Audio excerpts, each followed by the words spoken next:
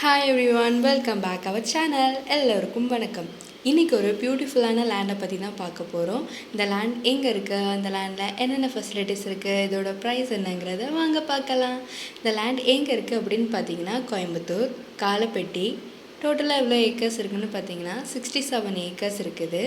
Good road frontage, nice location, clear title, proper documentation and immediate registration, high potential business location, best for investment, ready to build plot and price பார்த்தீங்கன்னா per ஏக்கருக்கு 8 CR.